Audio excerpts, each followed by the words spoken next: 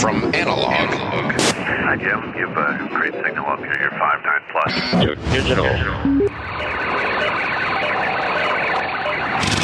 We are everywhere you want to be. This is the CQ Blind Hams Podcast. Welcome, everybody, to the September meeting of the CQ Blind Hams techzoom. This is basically our online version of a club meeting, if you will, where we talk about things, of course, from the blind perspective and things that could be a benefit to anybody. You don't just have to be blind to benefit from the stuff we talk about here. So we meet every month, the second Thursday of the month, 5 p.m. Pacific, 8 p.m. Eastern. And of course, we can be found on YouTube and podcast players and all that stuff if you don't get to catch us live. I'm going to go ahead and introduce the hosts and crew here of CQ Blind Hams techzoom and check in just to see what's going on with everybody. So, Joel, W0CAS, what's going on? Oh, just doing a little antenna work around the shack here. We had a drone come over last Saturday and we flew up over a 75-foot tree and pulled up some power cord, and now we have a vertical in the air. Just got my shipment from the wireman last night, so we're going to run some coax, and we're hopefully to have a 55-foot vertical in on the air this weekend. Other than that, just normal stuff. Yeah, exactly. So next on our list is Robert, NC5R. What's happening in Texas?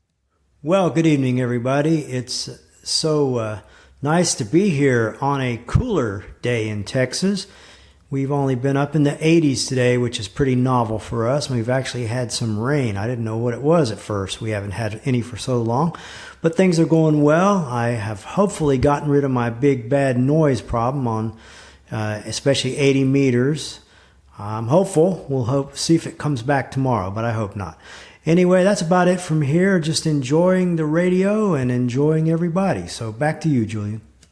All right. Well, keep warm over there. That sounds rather frigid after the summer you've had. So there you go. And Steve, WB2KTV, what's happening in Manhattan? We are beginning to experience an early fall. If we don't get an Indian summer, we're into it already. High temperature today was 75. And, of course, the days are getting shorter, and it's feeling more like fall every day. The trees are turning already, which in New York is even early for this time. You know, the middle of September, they don't generally start doing that until about the first week of October. So it could be an early one. I primarily am on UHF and VHF. I do a lot of listening on HF through SDRs because I'm in a little tiny apartment. And there's just no room and no plan for a big antenna. But I do a lot of fun stuff on VHF and UHF. I'm looking to hook up with another guy in another part of the city and start learning to use Vara FM, which is a high-speed version of the old PSK and Packet and Pactor and all of those antiquated technologies. I'm really into that. It'd be nice to do that again. But in order to keep it running, got to keep it on track, got to have batteries. And I've been thinking about batteries for preparedness and hope to learn about that tonight. Before I go into the guest speaker and the topic and all that good stuff, Joel, did you want to say a few words about what I was just talking about? Yeah, we got one new thing that I've been working on this week, and we have an affiliate account with Amazon. And the way that works is it used to be you could put a banner on the website, and if somebody clicked on that banner and bought something from Amazon, then the website host would, or the website owner would be able to generate some funds. But now they've done away with that. But they do let us create links. So if you decide you want to buy the new ICOM IC7300 or Kenwood 590 from Amazon, and you send me an email, I will send you a link that will come from our affiliate program, and the proceeds of that will come into our account, and then we'll be able to buy radios for new blind hams. And some of those can be up to 6%. I haven't, it depends on where Amazon is actually selling the item or if they're selling it for another retailer. But any item that you would like. If you want to, large item, small item, it would take me just about a minute, 30 seconds to go over to our affiliates link and create that link and then email it back to you. And then you just click on it and buy the item. It will not cost you any more to do that, but they will send us a little small commission. Back to you, Julie. Okay. All right. Sounds good. Well, I suspect that some of us may be doing that soon, especially given that the new iPhones got announced, and those of us that get them will undoubtedly need accessories and things like that. So I'm certainly going to file that here in the brain and use it as I do plan to get the new iPhone 15 Pro when it comes out. So good stuff. And again, like I said, this gets put to a good cause. This is going to help get more blind hams on the air, which is always a very good thing. So without further ado, I'm going to go ahead and pass it over to Shane KC1RLR. He is somebody who has some very interesting knowledge and experience, and he's going to talk to us today about preparing, how we prepare for emergencies, natural disasters, and the like. As we know, we've certainly been watching the news. It just seems like there's always something happening somewhere, and it's no longer a matter of if, but a matter of when your area is going to be affected by a disaster. Where I live, normally it's earthquakes and things like that we have to worry about. Although this summer, we also had a very rare event. In the first time in almost 90 years, a tropical system made its way into our area. And we, at the same time, during that day, we had a little quake as well. So some took to calling it a hurriquake. So it was a very interesting experience. And needless to say, with everything that's going on, we need to be prepared for stuff because you just never know. So Shane, I'm looking forward to learning from whatever you have to say, as well as the discussion that we will all have around the information that you bring to us. So without further ado, go ahead, Shane. Thank you, Julian. Good evening, everybody. Well, I'll give you my background. I have over 30 years of emergency services, be it first responder to EMT, to the last 17 years of my life, I was an emergency room nurse. I have gotten a degree, a master's degree in emergency management with a concentration in Homeland Security. My expertise, I like preparing. I like evaluating a community, finding out where their vulnerabilities are, and making suggestions as to how to correct those vulnerabilities. Now, for home, the first thing you need to do is figure out what type of environmental issues your community is prevalent to. I live in Connecticut, grew up in Rhode Island, hurricanes, tropical storms, nor'easters. Those are the things that we would have. Not necessarily earthquakes, sometimes tornadoes. Matter of fact, they had one the other day, just north of me. But you look at the typical stuff. And then for the typical stuff, you prepare for it. So for me, for hurricanes, I like to have a bunch of tarps on hand in case something happens to the roof or you need to make shelter for something. If you lose power, we're very prevalent to losing power. Depending on your budget, you may want to go out and get a generator and then some gasoline. But the first thing that you need to do is to make a plan and plan how you're going to prepare. You know, hey, I might be prevalent to flooding. So do I go out and buy sandbags? Do I get a sump pump? Do I get a pump? And just write it on a piece of paper. These are the things that I may need. And then prioritize. You know, I'd love to have a generator, but for $2,000, I may not have $2,000 to go out and drop to get a generator. You know, but I can get batteries for backup. I can get, I don't know, coolers. Have coolers on hand. And when it's coming to storm time, go out and get some dry ice, throw that in the cooler, keep your food prepared. But those are some of the things that you gotta think of. So I'm gonna open that up. Any questions? What about water?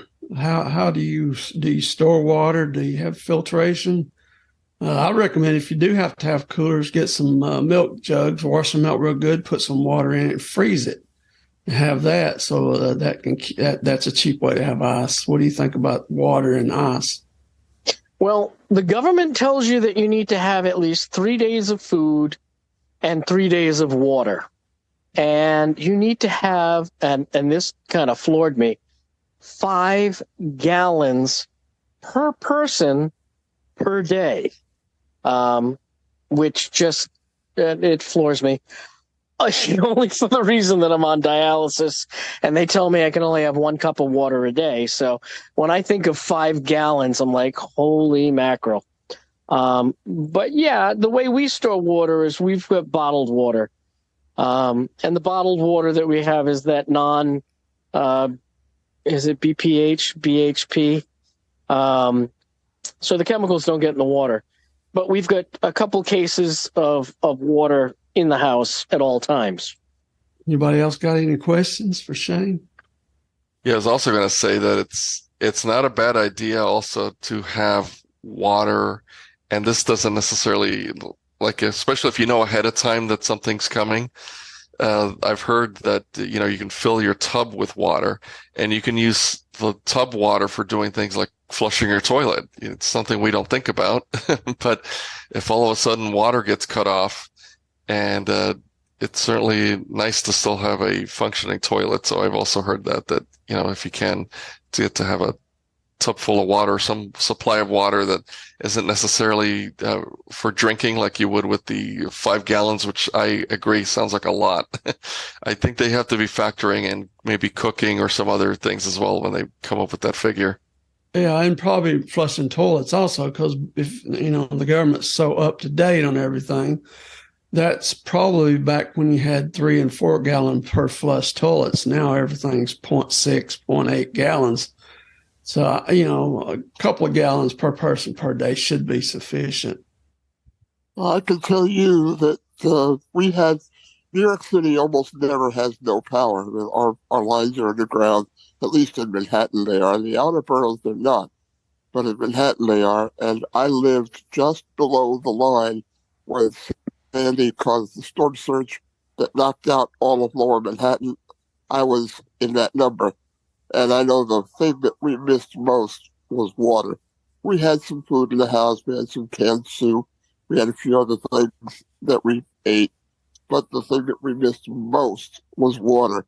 And to that end, I have seen to that since then. I don't know whether I have 5 gallons for the both of us, but there's plenty of water in this house now. And if we lost power again for 4 days, water would not be a problem. So I learned that lesson almost the hard way. Got one more. Hurricanes. Go ahead, Shane. Hurricane Sandy, we lost power. We didn't have power for 2 weeks.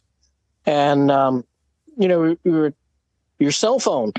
We were charging our cell phones in our cars, running the car just to charge the cell phone. So another must, I would say, is to get an emergency radio. Get one of those hand cranked ones that has flashlight, has AM, FM, maybe has shortwave, but has the ability to charge phones and critical equipment. Like I said, if you got the power, you got the money, get yourself a generator. We don't worry about water too much because with a well system that we have, I have a generator. After losing power for 2 weeks with Sandy, I'm like, nope, we're getting a generator that's top on the priority.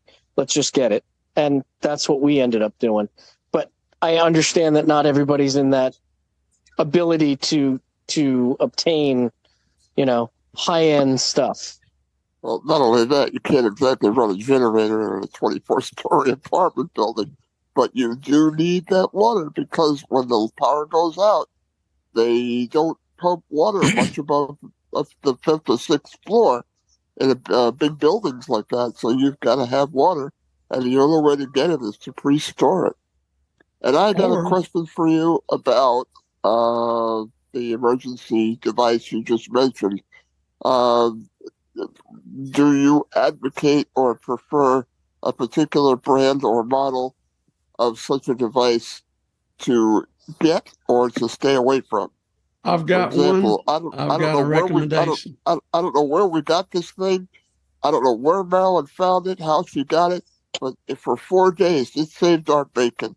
And it's this cheap little junky radio that probably receives 2 stations, but it had a hand crank and it couldn't charge a cell phone, but it had a flashlight and it kept us informed until the power came back on. And I'd like to get something better for the next time. We still I've have got- it, and it still works. So recommendations welcome.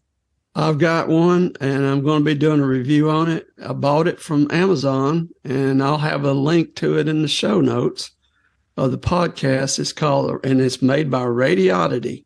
It's called the Raddy SW10. It has a 10,000 milliamp hour battery, 2 USB ports. It charges with USB-C, charges with solar panel. And this is a wonderful little, it's totally accessible. It's got all dials and knobs. And I love it. Bob's got one, and it's got a weather emergency alert, and it will wake you up if a storm's coming. And you've got that set on emergency alert, and it has no weather frequencies, AM, FM. This one does not have shortwave. They just came out with a shortwave version, but I don't have the Amazon link for it yet. But this one's about $39 from Amazon, the Raddy SW10. And it's a great little radio, and I highly recommend it. It picks up, it's got great reception. I really like it. Does it have any charging ports? Yes, it's got 2 USB charging ports. You can charge your cell phone. And also, a lot of people poo-poo these new cheap Chinese radios, but the Quansheng UV K5, the TalkPod A36 Plus, and then the new Baofeng BF17R. They're all USB-C chargeable, and you can take a USB cable and plug it into this radio and crank it and charge your HT. You can't do that with Yaesu and ICOMs. Not that I know of. Oh, maybe the ICOMs. Do they have USB charging, Alan? Mine does. My 52, but just the older ones don't. Right, and I would so also recommend the Eton brand, ETON.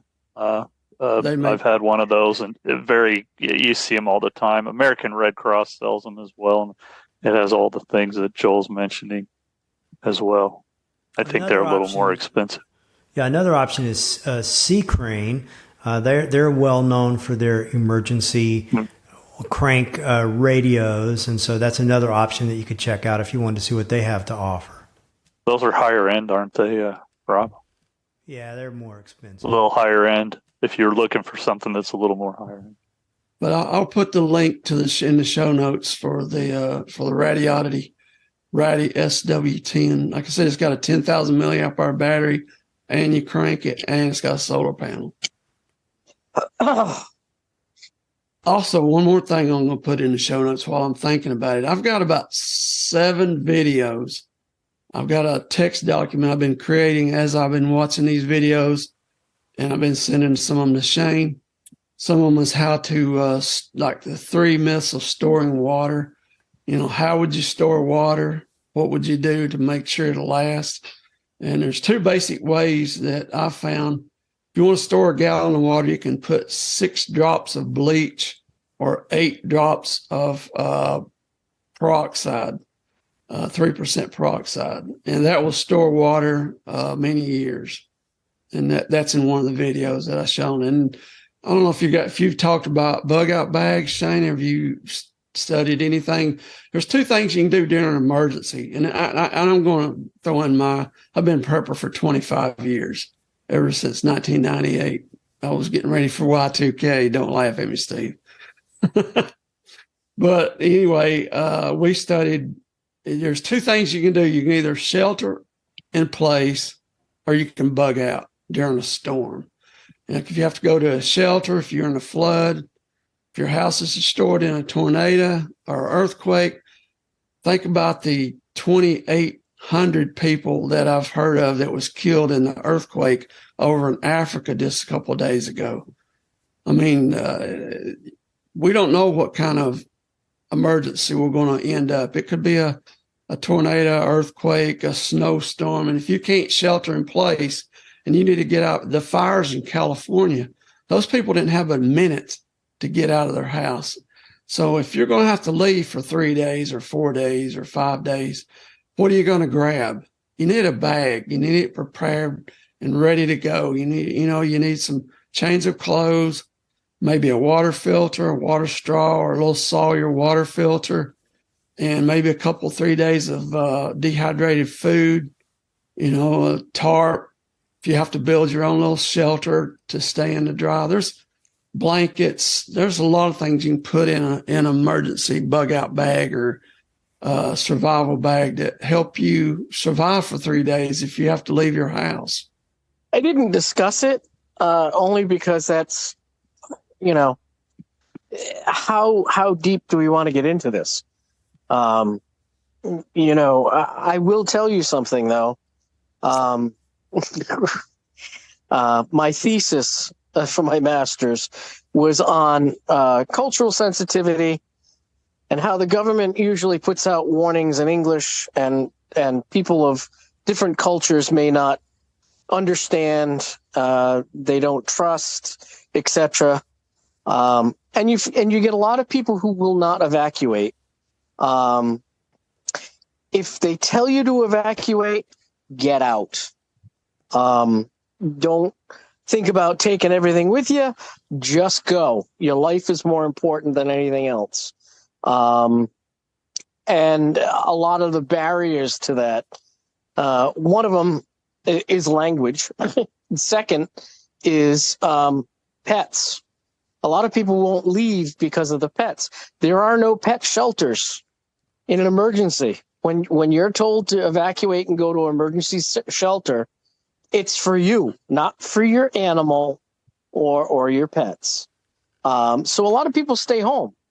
Well, okay, you stay home, but what that does is it now puts the people who have to rescue you at risk of losing their lives to save yours.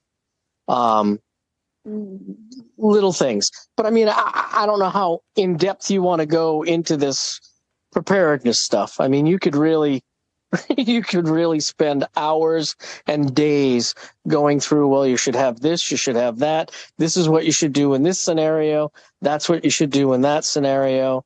I just thought this was going to be a light topic. I didn't know how in depth you want to go. I'd like to dovetail on one thing you said, Shane, which is it's also the people who don't have available transportation that can really suffer when it comes time to try to evacuate or get out of town. We saw that certainly with Hurricane Katrina in New Orleans. It's the people who could not drive, did not have a car, did not have access to transportation, who really were stuck. And that's a big problem, especially in our country. Granted, you're right. I didn't get onto that. Sean, your comment about the pets in North Carolina, they must have seen that as a problem because many of the shelters down here now let you bring your pets. And the other thing, to Robert's question, the county here has instituted a list of those folks who are, don't have transportation, or if you're disabled or you have medical issues, where the first responders, when they first give the order to evacuate, will come and help you get to where you got to go.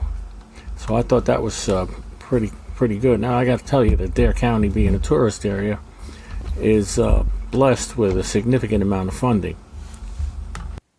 And that's a good point that you bring up. What people should do, okay, prior to any emergency, if you have a person who needs assistance or medical, you should contact your local fire department and tell them, we've told our local that I'm disabled, I'm legally blind, and that I have mobility issues. So in a case of emergency, they need to come get me first or come help me in order to get out. But they need to know that up front. So you need to register with your local fire or police department to say, hey, these are my needs in an emergency. Good point. Never thought of that. I really hadn't. That's a great point.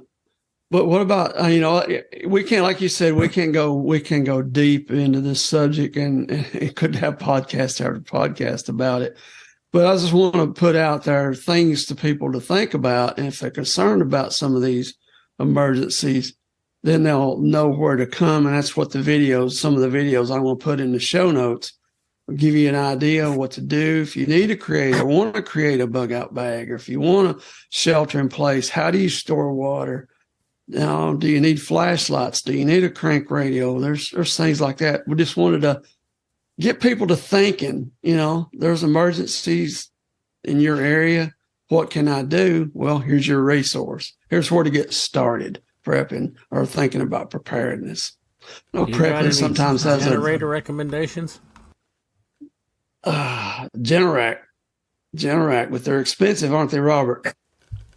Yes, and it's a hard decision to make. I just decided to purchase a Generac, and I thought for my situation, I wanted a generator that was completely automated, that would automatically start up and start powering the house within a few seconds of the main power going off. And so that's what I decided to do. And the reason it's such a tough decision is because they have gotten very, very expensive. It's all, my wife pointed out, it's almost like buying a new HVAC unit or something like that. They're in the, $10,000 to $15,000 range to get a completely automated generator that will power your entire house. Now, a lot of people go smaller than that and only get a generator that will power certain things. But we really wanted something that when the power goes off, generator comes on, everything in the house keeps running just like it did on the main power. So it does depend on what you want, and there's a lot of detail to examine about what it would take to get what you want. But the Generac is one of the well-known brands, and there are lots of other generators out there now. They've gotten quite popular because, like Julian said in the beginning, some type of emergency seems to be happening almost all the time. Yeah, there's not many places in the country that there's not some kind of emergency. Out where Allen is, tornadoes aren't. Allen is prevalent, ice storms. Where we are in South Carolina, we're tornadoes, and we even can get a little remnants of hurricanes. But tornadoes is one of mine, and snow. We get a little snow down here, but it's not as bad as it was back when I lived in Tennessee. And I had a Generac whole house generator because we lost power quite a bit living up in the mountains over where we lived. But, there's something called a solar generator. And a solar generator is a misnomer. It's not actually a generator. It's a battery that you can connect it to solar panels, or you can charge it with shore power or your typical 120 or 240 volts. But those can get very expensive too, because you'd need 6, 8, 10, 12 kilowatts of battery to be able to power your whole house. So you'd need, a big solar system to charge it, or a generator like Robert's talking, like a Generac or something. You can charge the batteries with a generator and it'd power your house with those. But there's many brands of those too. Jackery makes one. EcoFlow Delta makes one. There's several companies, and now that they're even better and better because they're using lithium iron phosphate batteries, which has 10 to 15 to 20 years shelf life. Even Anchor has come out with one. Anchor, you're right. They just came out with one this recently. A lot of companies have those, but it takes a lot to power a whole house. If you do that, where a generator, 12 kilowatt generator can power your whole house, depending on. Maybe we need to clear one thing up. This battery feeds a power inverter so you can get AC out of it. So you're not just running 12 volts. Right. That's correct. They have 110 volt inverters built in. Anybody else got anything that they can think of as far as preparedness? Well, if I were prioritizing anything, it would be water. We can live a long time without food. 3 weeks. We can't 5 days maximum without water, and you've had it. Yeah, there's a rule of threes in the preparedness field. You can live 3 minutes without air. You can live 3 days without water and 3 weeks without food. There you are. This is Rich. Yeah, go ahead, Rich. I was an administrator for a long-term care facility for 20-some years, and we had to do quite a bit of the emergency preparedness. And all of these suggestions that you are speaking of is all very well. One very simple thing that we found was if you're caring for somebody that has some memory issues, that if they get separated from you, they have to have some form of written identification.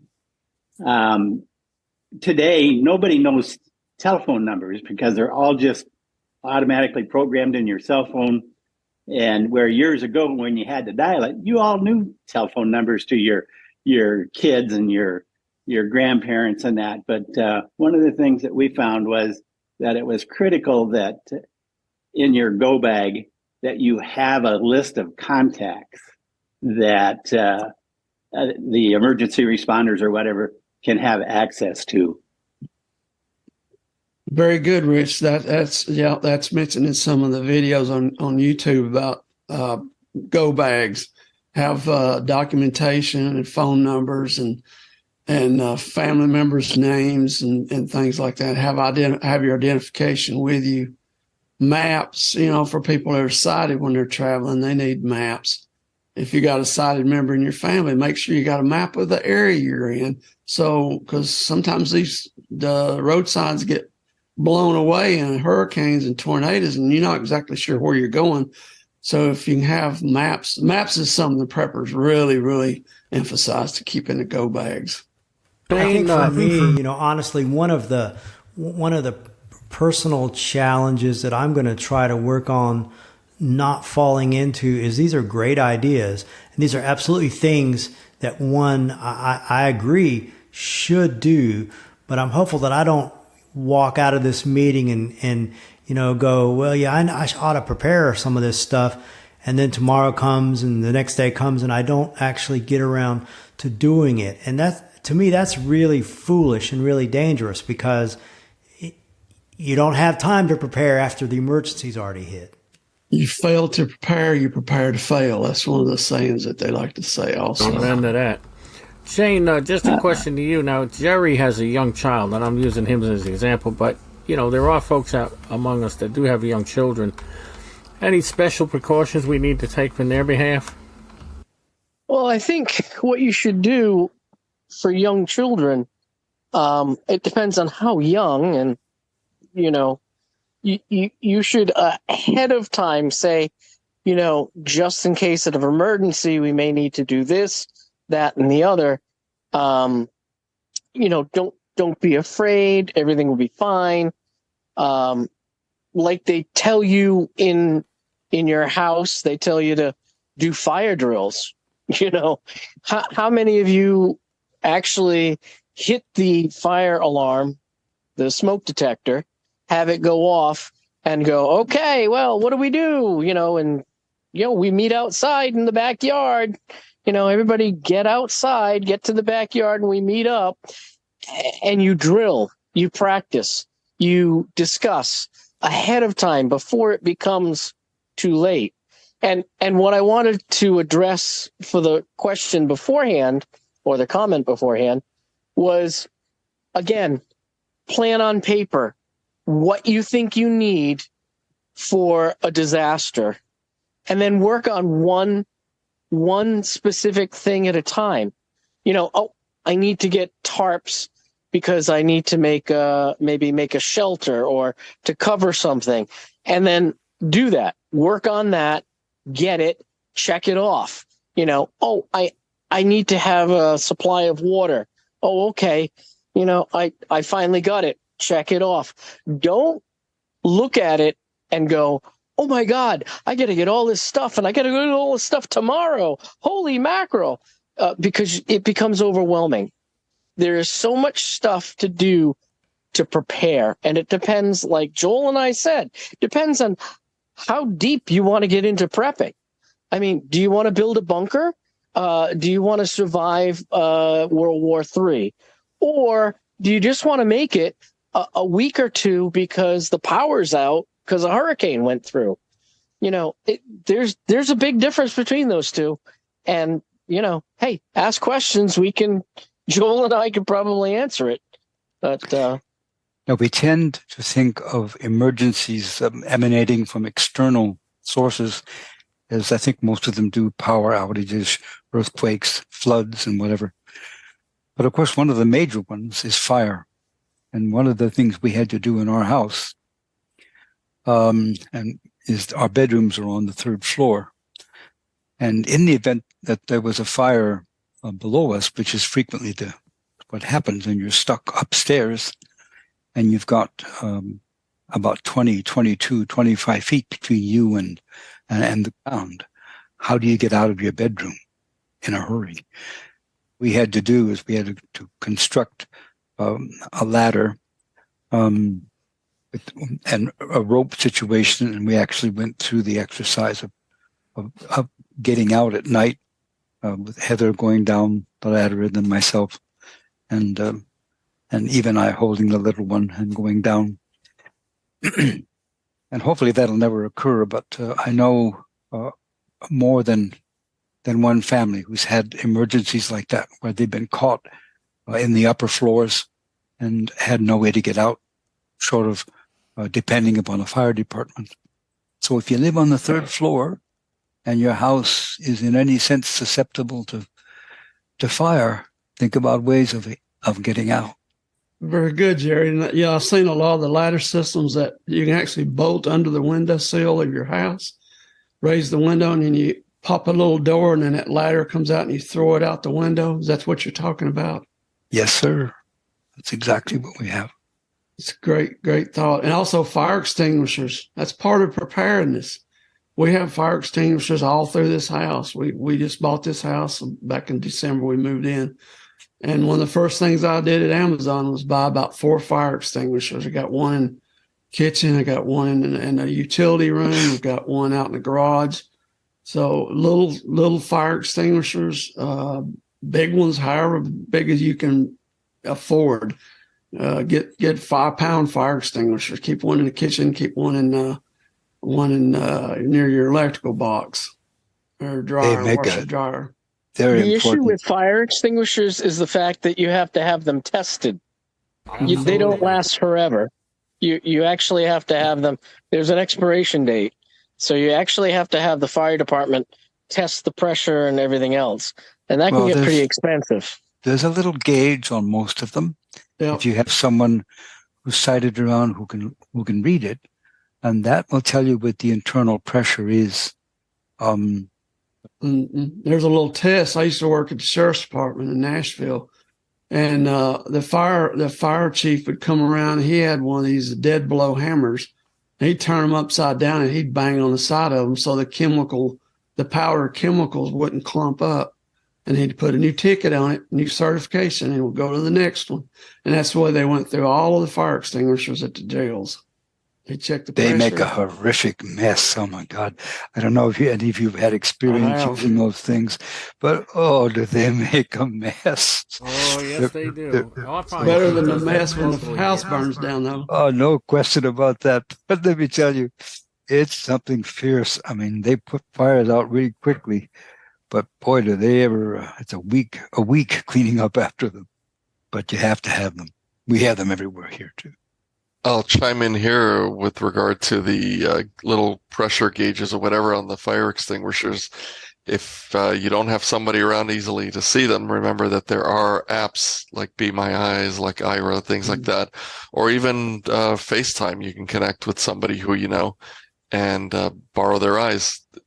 Yep. Or in the case of Be My Eyes, if you're signed up for the Be My AI beta feature, I'm sure that'll describe it to you. It does a great job describing a lot of other stuff. Yeah, but remember, about once a year, you just take a little rubber hammer and just tap the side, turn it upside down, tap the side of it so that chemical won't clump in there in case you ever need it. That's all the fire marshal did. And check the pressure, of course. Back to Jerry. I've got a recommendation. I don't know, not for just Jerry, but anyone with children. You know, we talk about having 3 days of food. You want to have food that you don't have to cook, that you don't have to heat. You know, you can eat cold soups. Just open a can, get the Pop Tops, or if you don't have Pop Tops, make sure you have a manual can opener. Manual can opener in every house, just in case the power's out. How are you going to open that can? So either get Pop Top cans with soup, and for children, make sure you got plenty of baby food and plenty of formula for emergencies and diapers and things of that sort, because you got to prepare for the babies just like you do the humans. Dog Absolutely. Food, animals. Yep. Make sure you have plenty of food on hand for your animals. Oh. Anything else, Robert, Shane, Steve, Jerry? Well, only go ahead. how much thought I've given to what role I would play as a ham radio operator in the event of a serious emergency. For example, I heard, I think Joe mentioned EMPs, a horrific thing that we don't want to think about. But if some terrible thing like that happened, if there was a nuclear explosion 300 miles up in the middle of North America, it would knock out virtually every electrical grid available and create havoc. And about the only people who would be able to communicate would be amateur radio operators and some emergency radio people as well. But we would play a major role. I'm not set up for an EMP in any sense, emotional or otherwise, but we're about to move, and I'm going to install a whole lot of solar panels and backup batteries and have gear available so that I could be on the air if I had to be for a month without needing to depend upon external power. One thing about that, Jerry, make sure when you to use the solar panels, make sure that you have an extra couple of charge controllers and extra inverters, and put them in Faraday bags, put them in a Faraday cage to make sure you protect the electronics, the small components in those charge controllers, because there's also an EMP proof solar, what is it called? It's not a solar generator. It's called Solarc. It's an EMP proof inverter system. So you can make sure you look for Solarc. That's the type of inverters that are EMP proof. And you want to have extra parts just in case, we get hit with a high altitude EMP. And so you can get back on the air, with some lead acid batteries or some, I'd say the new battery technology that has the BMS built in the batteries, the ones I was speaking of earlier, those BMS systems may be fried during an EMP, but lead acid batteries may be the best way to go for an EMP. Let's hope that horrific lithium thing iron never happens. Yeah, the lithium iron phosphate batteries. They have battery management systems built in the batteries. One of the things I learned from Joel was to keep a stash of radios in an ammo case. Yeah, I got a bunch of radios. You laugh, but they really work. And I got 4 of them in ammo cans right now. And let me tell you something. You got to work to close those bad boys too. They really seal well. Anyway, that's all I can think of. I'm going to put some links to like a Sawyer water filter, the crank radio, in the show notes in case anybody. Little Sawyer water filters will filter 10,000 gallons of water. It's a little bag, a little thing about 3 inches long. You screw it onto the bag. You fill the bag up full of water, and you squeeze it. And there's another one called a life straw, but that one you got to stick down in a bucket or down in a pond or whatever and suck the water out of it. But I like the Sawyers. They're cheaper. They'll filter a whole lot more water, and they're good to have. Like I said, bleach or peroxide, processed water. To make sure water is safe, kill the bacteria. Vaseline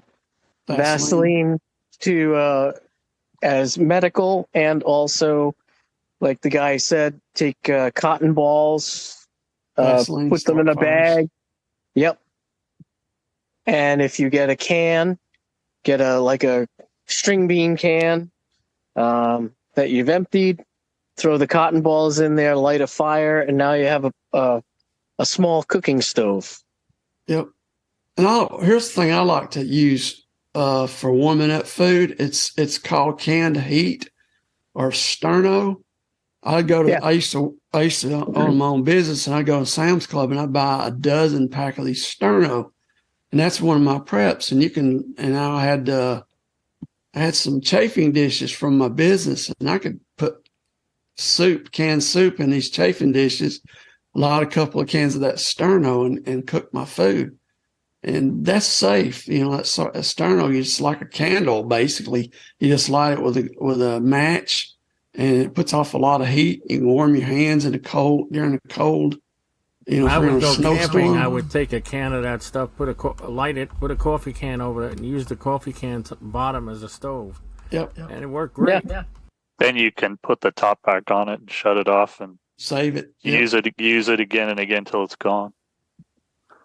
And they're pretty cheap. You can get that sterno at either Sam's Club. You probably get it at Costco. Probably get it at Walmart. Yeah. It's endless. But have some food that you don't need to cook. Some canned soup. Ramen noodles. You can warm that up with some sterno. Boil your little water. Put some ramen noodles in. Just some comfort food. Delicious powdered eggs. Oh, Shane. That's for the bunker, Shane. Yeah. An oxymoron, I think. Chipped beef. I do think Shane's point is worth reiterating that, one does not want to get overwhelmed by thinking about having all this to do and having to do it right now, but to make a list and to work through the list seems to me the real way to do this and get this done, because this is not pleasant stuff to have to think about or have to deal with. We have to break it down, I think, and do it one step at a time. And I thought that was a great point. It is a good point. And another thing, Rob, is you can start out slow and then work your way up as well, right? So you develop the list that Shane was talking about, that and which could probably be added to as time goes on. But just start off with a few days of water and food and stuff like that. Things that you can do right now to get yourself started, and then build on that. If you ever wonder, one thing that Shane hasn't mentioned at all, he touched on it lightly. He said the word, but he didn't emphasize it, which kind of surprised me, was necessary medication.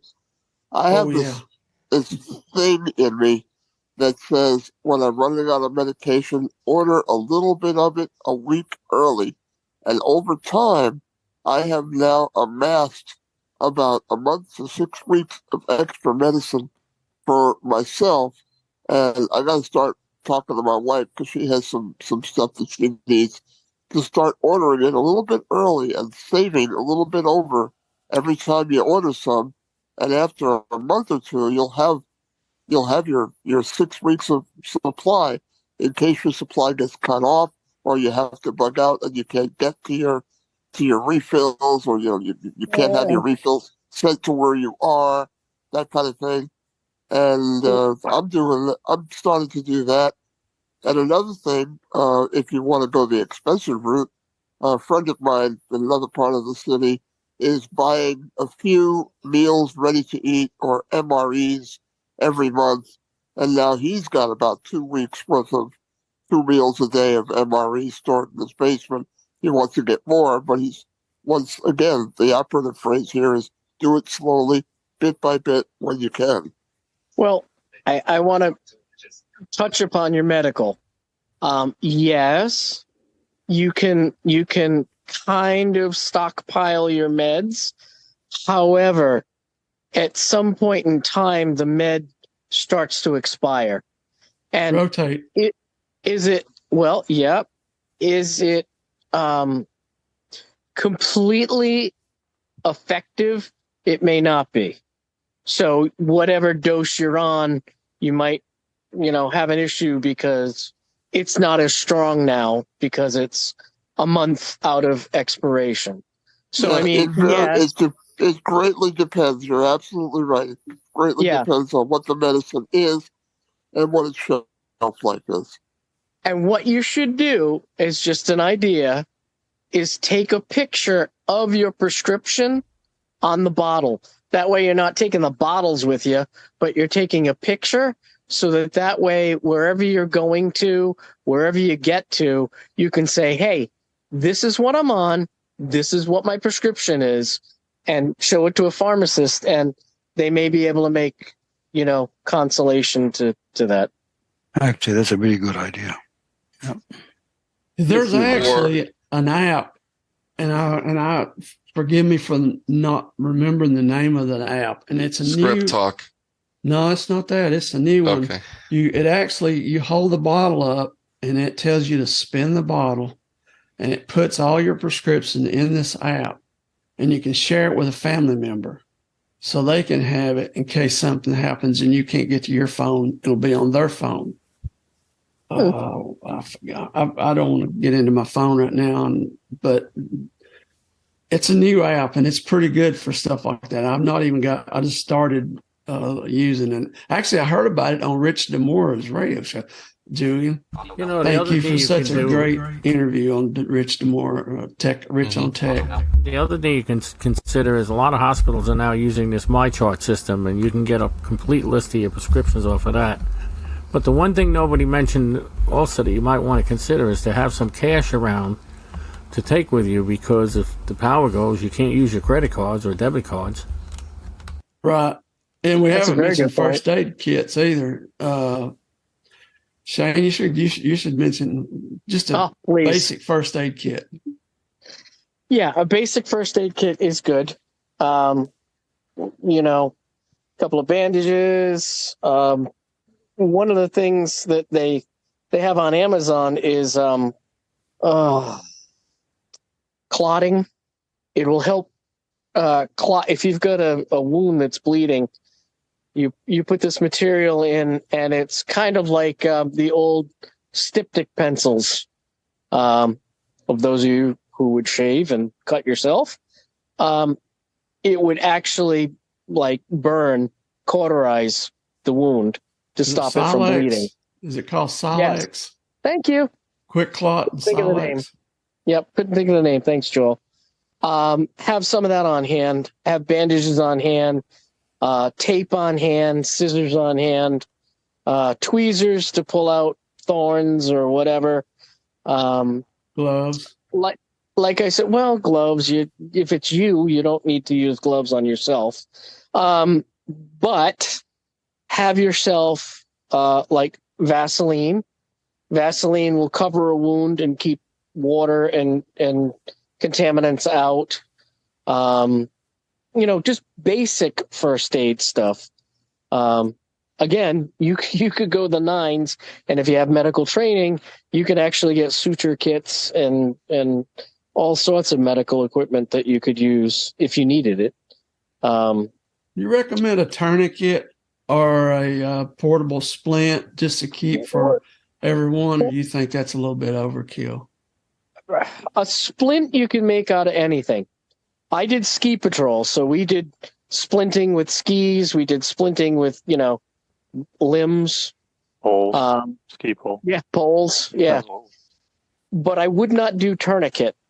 A tourniquet, you're going down a slippery slope. If you apply a tourniquet, you have to write the date and the time that you applied the tourniquet. Because if you put on a tourniquet to somebody and it's light bleeding, you think it's a lot of bleeding, you can actually seriously damage the limb where they're going to lose the limb. So once that tourniquet goes on, you assume that limb is coming off, basically. So that's why I say I wouldn't deal with tourniquets unless you've been trained. Good advice. Good advice. People, I have to go. I've got to run. It's been very interesting. Shane, thank you very much for an interesting presentation, which I think evoked a lot of ideas. Now feel free to pick my brain. I have to get down and do some of these things. Good night, everyone. This is Rich. Can be all overwhelming to the point where you just throw up your hands and say, you can't do this. But there are websites, and Shane maybe can remember, because I can't remember. They were the .gov websites that have many, many, many step-by-step checklists on how to build your emergency preparedness. And like you were saying, that it starts out with the very basics. What do you absolutely have to have? Okay, then what's the next thing you want to fill in with? And it just keeps building, almost like a chapter at a time. And so that you don't get overwhelmed. And I utilized those in writing our emergency preparedness for the facility. And if you have a checklist, it gives you an idea of all the things that as they come up, they'll ring a bell and they'll say, or they'll remind you that, oh yes, I should pick up some of this, or I should have some of that, or I should have a container just for these items, and store them in the basement or wherever. But the printed material out there is tremendous, and a lot of it's very good. Yeah, the one of the websites is www.cdp.gov, charliedeltapapa.gov. It is the Center for Domestic Preparedness. They actually sent me down to FEMA.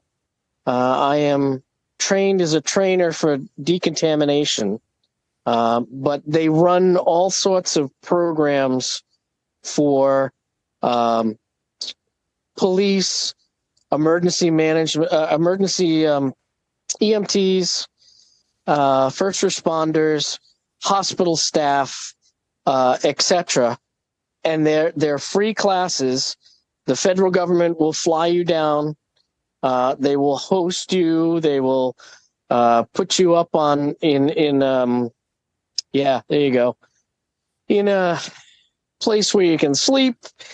They've got a cafeteria. They'll feed you, and they train you in different classes. It's very interesting.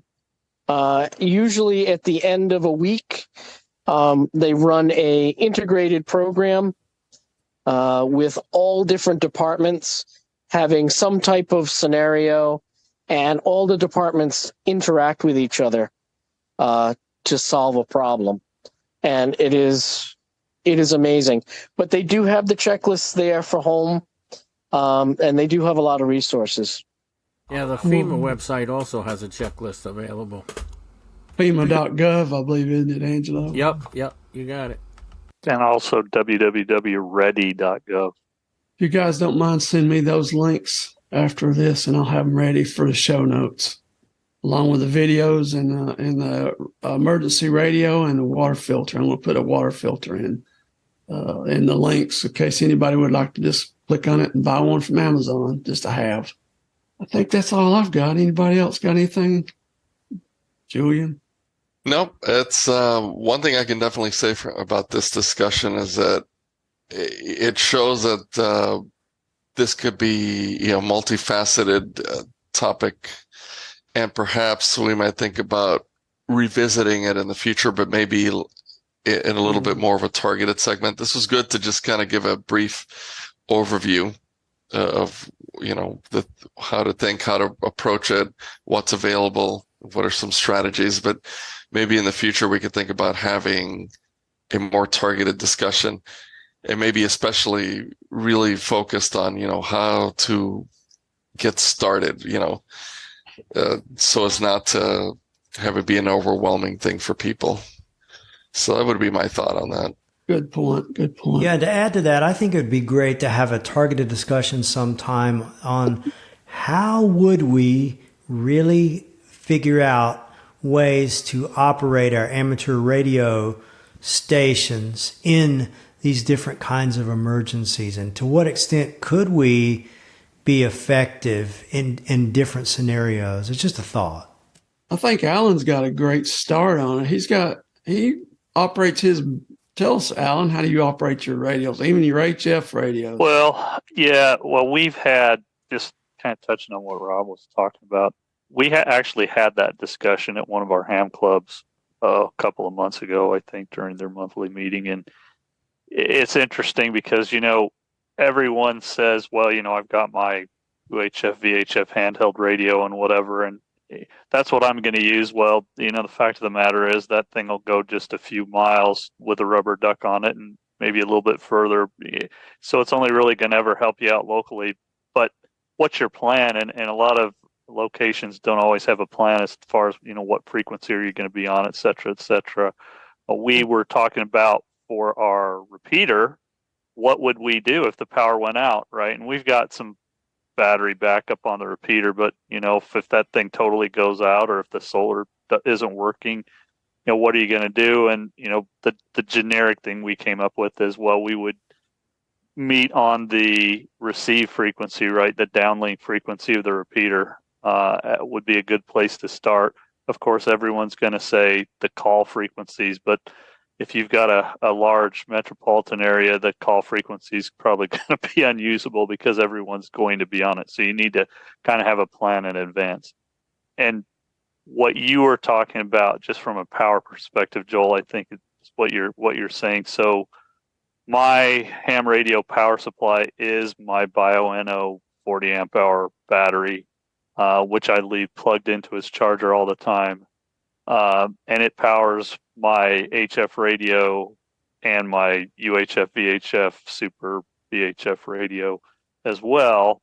So if a power outage happens, I've automatically got battery power, and this thing I can use it on field day for like 12 straight hours at 100 watts on my HF radio. So I could probably go at reduced power for a week or more with that. And that battery also has USB chargers for the cell phones. I've got an inverter that I can plug into it. It's got cigarette lighter jacks, all kinds of stuff like that. Was that what you were talking about, Joel? Yes. Right. And I test that thing every week, right? When we do our weekly, nets for the local repeater clubs, when I check in, I actually unplug it from the charger, and I operate during all those nets. We have most of them on Sunday night. I do 3 or 4 nets, and it's kind of serves as a weekly, check of that system. I also have a solar charger for that battery as well, and a 150 watt portable solar panel. So I could, in theory, operate almost indefinitely. And I've got enough wiring that I can route it outside and still operate my shack. So it wasn't cheap, but it's a LiPo 4 battery, as Joel has said, probably has 3,000 charge cycles. It'll last at least 10 years, and if I don't completely drain it, it'll last even longer than that. So it's about $350, but on a per charge basis and years of use, it's probably cheaper than, if you were to buy a APM battery or a lead acid battery, which you're going to have to replace every few years because they just don't last. And it's probably a quarter of the weight. I think that'd be a great start. Finances and budget allow. And I've got 2 power supplies now, and I'm looking hopefully soon in a year, next year maybe, is doing what Alan's doing and just buy me a lithium iron phosphate battery. And the battery charger that goes with it, you can't charge them with just any old battery charger. They have right. It has a special balance. charger, but the charger isn't that much. It's like $20, I think. Mine are all Bioenno. There's a lot of cheaper ones out there. I was just impressed with their customer service and their ham sort of oriented people. By the way, that battery too is completely RF quiet. So it's really great. But if you want to go down that road, what got me started was I wanted to do POTA and I wanted to do remote ops. That's a great way to sort of practice for preparedness. And it's a lot of fun too, to just take your equipment out in the field. Of course you need some of this stuff, these types of batteries and whatnot to operate that way, but it's a great exercise to do. And it's a lot of fun too. And the byproduct of all that, when you take especially your HF radio out in the sticks, is there's no RF noise whatsoever. So you can make a ton of contacts, and it's great fun, and you're preparing at the same time. Thanks, Alan, for that. That's my goal, is to have that set up just for my radios. And like I said earlier, even just the first start is this crank radio and an HT. Even if you can't talk very far on these HTs, they all have AM radios. They all have NOAA weather frequencies. A couple of these have aircraft band. Yeah. So, for $40-50 and then another $40 for the crank radio, that's a good start for emergency communications. Well, and I'd say another thing, if you're getting started with a UHF, VHF handheld radio, you don't have to spend a whole lot of money to buy yourself a little, roll-up J-pole or Slim Jim antenna that you can loft over a tree and height is might, as they say. That'll get you some significant increase in range. And, it's not going to get you to 100 miles unless you're in the mountains like me, but it'll get you 40 or 50, if you can get that thing over the limb of a tree or just get it up a little bit. And a Slim Jim antenna doesn't cost hardly anything. You can probably get one for under $50, and that'll just really, really extend your range if you haven't gotten into HF yet, right? Which is a whole other rabbit hole to go down. But that's where you want to go if you really want to be able to do emergency comms eventually. Yeah, we could do a year on HF. Yeah, we could. All right. And I think on that note, in the interest of the length of this recording and podcast, we should probably think about wrapping it up. But I think, like I said, there's a lot of good material here. I think I could see a future discussion where, if Alan doesn't mind, he could come in and prepare a presentation about some of the stuff he's been talking about, and get it out there for future podcasts. So at this point, I think we should just go ahead and wrap things up here. And thank everybody for joining us. Thank everybody for listening at home. Remember, www.blindhams.com, a great resource, a lot of good information there. Remember the CQ Blind Hams YouTube channel. If you haven't done so, please subscribe, please watch, and help us generate funds to buy radios for blind hams and all that good stuff. So I'll say 7-3 to all, and we'll catch you next month. Don't forget to subscribe to this podcast and visit www.blindhams.com.